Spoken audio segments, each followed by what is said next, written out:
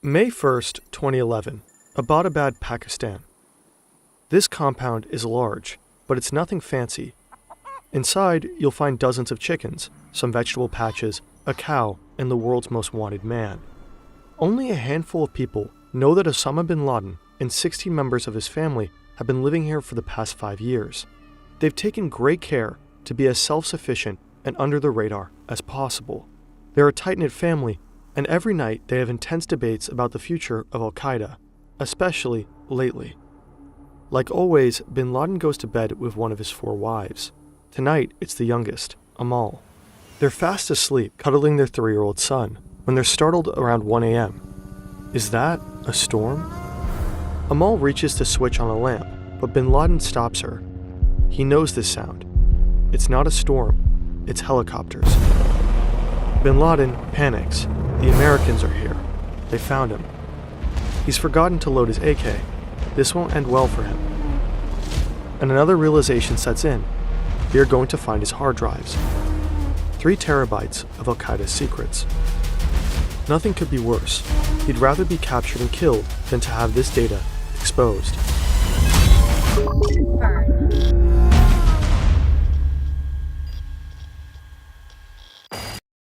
Before we begin, for more background, we would like to recommend these fantastic short docs by our colleague and friend Neo on how Bin Laden was found. Also, this video is largely based on the book The Bin Laden Papers by Nellie Lahoud. Links are in the description. Now, let's dive into the incredible story behind these hard drives. Good evening. Tonight, I can report to the American people and to the world that the United States has conducted an operation that killed Osama bin Laden, the leader of Al-Qaeda. When the U.S. Navy SEALs raided Abbottabad to capture bin Laden, they were supposed to stay for only 30 minutes or less. Most successful missions take no longer, and any delay would amplify the danger. But when they spot, quote, a shit ton of computers in the compound, the potential intelligence value is too tempting. They deviate from the plan to return ASAP. They gather up the electronics and deliver them to the CIA. Sifting through the files is a gargantuan task. Every Arabic-speaking linguist in the intelligence community is on the job. There's lots of normal stuff you might find on just about anyone's computer. Home videos, news clippings, memes, excessive amounts of pornography. Then there is the expected terrorist content, Al-Qaeda propaganda, and so on. But that's not the interesting part. On these hard drives, U.S. intelligence discovers a treasure trove of letters. The bulk of Al-Qaeda's communications were typed or handwritten, then transmitted by couriers on a SIM card. For security reasons, bin Laden did not have internet access the whole time he was in hiding. The letters were exchanged through what Al-Qaeda called a closed circle. A courier moved between 2 intermediaries, one on bin Laden's side and one on the side of his trusted associate in North Waziristan, a mountainous part of Pakistan bordering Afghanistan. Security measures were so stringent that the courier did not know about the letters he was transmitting, and bin Laden never met him or knew who he actually was. Using couriers was cumbersome and dangerous, but it worked. For 10 years, bin Laden successfully remained hidden, and the world was in the dark when it came to Al-Qaeda. Until, of course.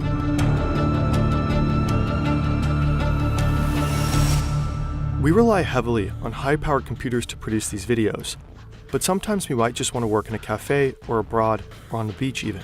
We can't take our giant desktops with us, but there is another, much cleaner solution. AnyDesk is a lightning-fast, secure, and reliable access software for seamless remote work and file sharing. It's free for personal use and supports remote video editing, 3D printing, CMS monitoring, and much more. It's easy to use for even the least tech-savvy, but powerful enough for advanced use like remote server maintenance. The clean interface makes AnyDesk a breeze for anyone to use. It's available for all platforms, from your laptop to your phone, all the way to your grandmother's Windows XP machine. If you're looking to collaborate remotely and need something fast and flexible, check it out at anydesk.com/Fern. We really do use AnyDesk regularly and can highly recommend it. Upon discovery of the hard drives, the CIA got straight to work extracting the immediate intelligence gains. What they found, they acted upon quickly. For example, the files helped them locate Al-Qaeda's chief operations officer in Pakistan's tribal regions. They killed him by a drone strike within 4 months of the Abbottabad raid. Al-Qaeda's top legal scholar was found and killed shortly after. But after these quick results, many of Al-Qaeda's secrets remained buried on these hard drives, coded in the countless letters. It would take years to grasp the content of all these communications, and help came from outside the CIA. And what I wanted to do was actually to chronicle Al-Qaeda's history post 9/11. And I wanted to do it through the letters. Not through secondary sources, but through the letters. This is Dr. Nellie Lahoud. She studies the evolving ideologies of Al-Qaeda and ISIS, and she led a team that analyzed and contextualized the contents of Bin Laden's papers. The declassification process began in 2012, and by 2017, the declassified files were massive. At one point, I came to realize this is where I was going to find Al-Qaeda's internal communications.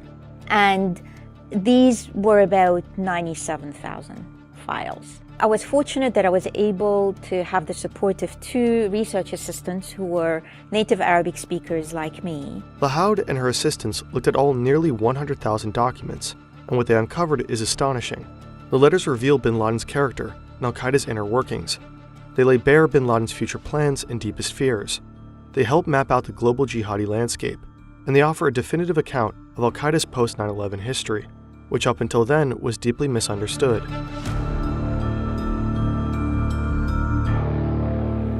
Tora Bora, which means black dust in Pashto, is a remote and barren part of eastern Afghanistan. Bin Laden loves this region and knows it well. It held a special place in Bin Laden's heart since the 1980s, when he made a pilgrimage from Saudi Arabia to assist the Afghan Mujahideen in the holy cause of fighting the Soviets. He helped fund the construction of cave complexes in the region and recruited fighters who contributed to the broader resistance movement. The Soviets eventually withdrew, and Bin Laden believed his contributions to be decisive. The victorious Afghan jihad inspired the formation of Al-Qaeda, which means the base of an Islamist legion that could wage jihad anywhere. At that time, Bin Laden and the Americans were on the same side, both in Tora Bora, supporting the Afghan Mujahideen and resisting a Soviet invasion. Now 14 years later, Bin Laden is cowering from them, fleeing into the same mountains that he once used as a stronghold. But the CIA are on his tracks. On December 3, 2001, the situation turns grim for Al-Qaeda. The Americans start bombing relentlessly. Al-Qaeda members are hiding in caves at 9,000 feet, shivering in 10 degrees below freezing. They have no access to drinking water because it's frozen. The bombs keep raining destruction. Against all odds, Bin Laden escapes the US troops, but he's not feeling celebratory. He knows that at any moment he can be killed, so he hastily draws up his will. And in his will, Bin Laden writes to his children, "Forgive me, because I have given you only a little of my time since I answered the jihad call. I have chosen a road fraught with dangers, and for this sake suffered from hardships, embitterment, betrayal, and treachery. I advise you not to work with Al-Qaeda." It's a low moment for Bin Laden, and it's not just because death is around the corner. It's also because he made a horrible mistake, and now he knows it. What the letters reveal is that Al-Qaeda had not anticipated that the United States would launch a war in response to 9/11. At most, they thought that the United States would respond with limited airstrikes. Al-Qaeda was completely unprepared. They didn't even have a plan A. Bin Laden made a huge miscalculation. He believed the United States was fundamentally weak, a paper tiger with no real bite. Not all jihadis suffered from this delusion. In a council shortly before 9/11, high-level jihadis and Muslim religious authorities warned Bin Laden that the Americans would attack the whole Middle East if he launched an attack on US soil. But he waved off their concerns confidently. He was certain that the United States didn't have the resources for a counterattack. Bin Laden's stated purpose of 9/11 was to serve as a decisive blow to force the United States to withdraw its military forces from Muslim-majority countries. Well, quite the opposite happened.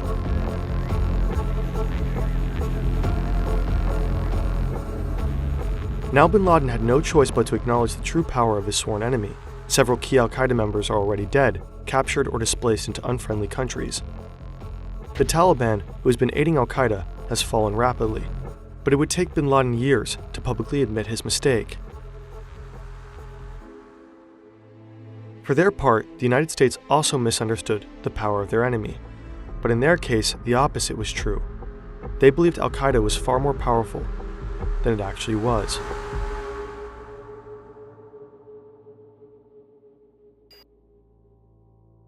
Up until bin Laden's death, Al-Qaeda was widely perceived to be the major player in the global jihadi landscape.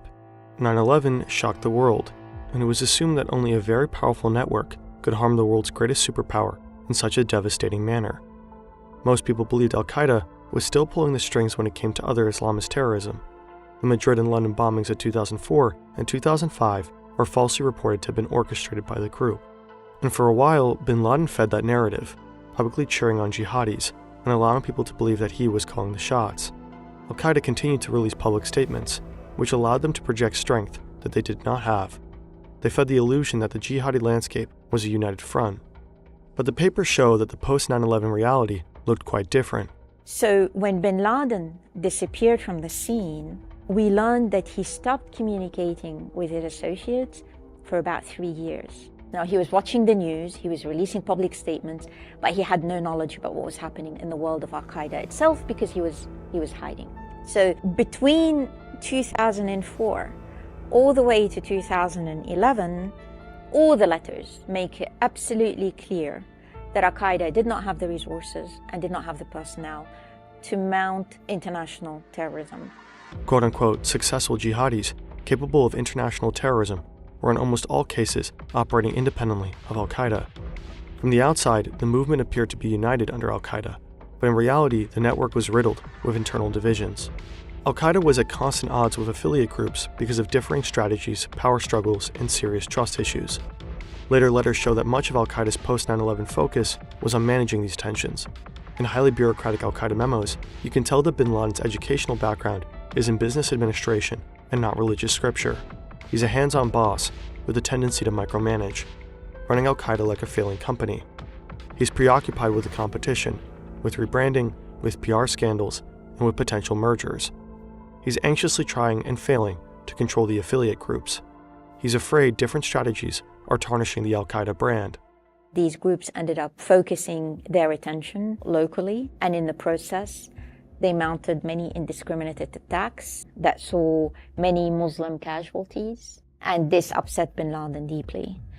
Many, if not probably all these attacks, were not authorized by bin Laden or the top leadership of Al-Qaeda. We find bin Laden and his associates remarkably calling for less terrorism rather than more terrorism out of these groups. But this isn't to kind of paint them as being,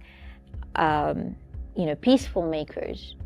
They wanted the attacks of all these groups to be targeting the United States. The United States' counterterrorism efforts didn't reflect any of this complexity. The Americans believed that Al-Qaeda was growing stronger by the day. They were fixated on Al-Qaeda as the main threat, pouring a huge amount of resources into finding bin Laden. And just after the 9/11 attacks, the Bush administration passed the authorization for the use of military force. This legislation allowed military force to be used against anyone considered to be associated with the attacks, without requiring explicit approval from Congress. If a jihadist could reasonably be linked with Al-Qaeda, then military activities in the region could be pursued more swiftly. Meanwhile, other, more threatening jihadi groups were growing in strength, outside the purview of the Americans' enormous military resources. As a result, in 2014, Al-Qaeda was overtaken by a rival jihadist group. A group that was formerly an offshoot, they had broken away, largely due to strategic disagreements. Bin Laden tried and failed to keep that group under control, but after a point, they simply stopped responding to his letters. That group is now known as ISIS. The letters reveal another fascinating delusion of bin Laden, which helps explain why he was ultimately captured.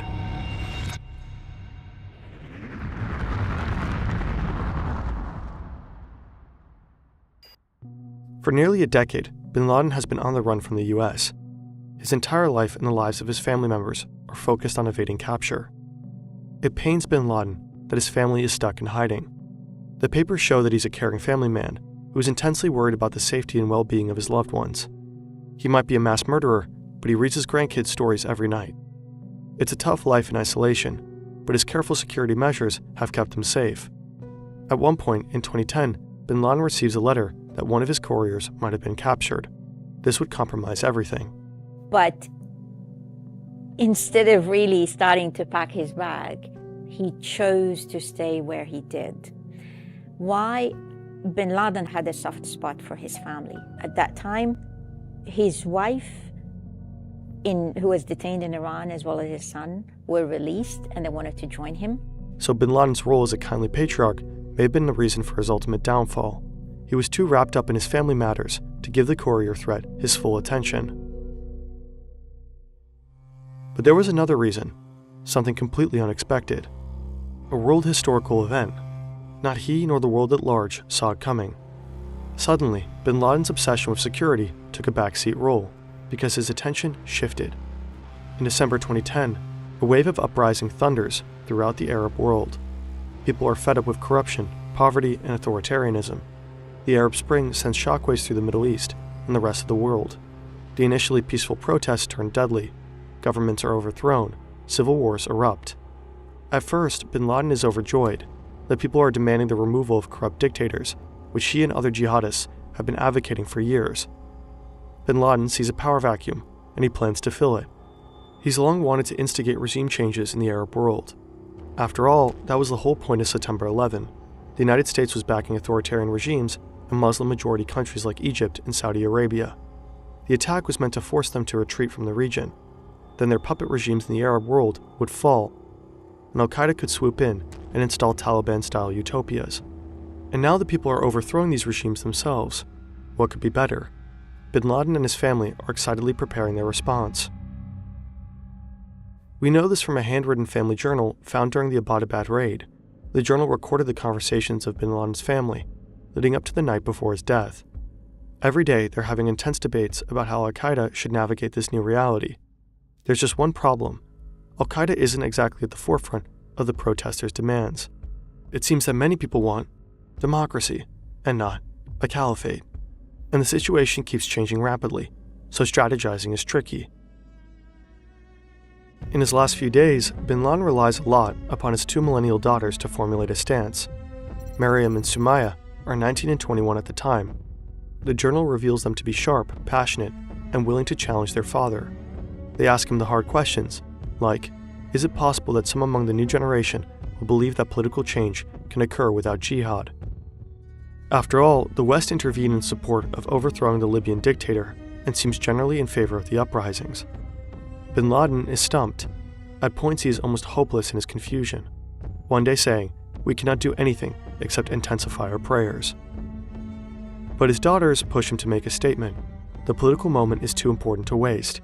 So the role of his daughters was remarkable, and we find in the letters by various family members that Maryam and Sumaya, to quote one letter, worked very closely with their father, and their writings were broadcast on TV, meaning that it was their work, their writings, that bin Laden had delivered in his public statement over the years. So clearly they were doing the heavy lifting at home. They were all on the same page in terms of their loyalty to jihad, their commitment rather, to the cause for which bin Laden had spent his life doing. It was a family affair.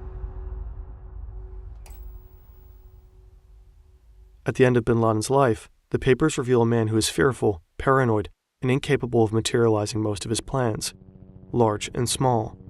He never achieves another large-scale attack on the United States.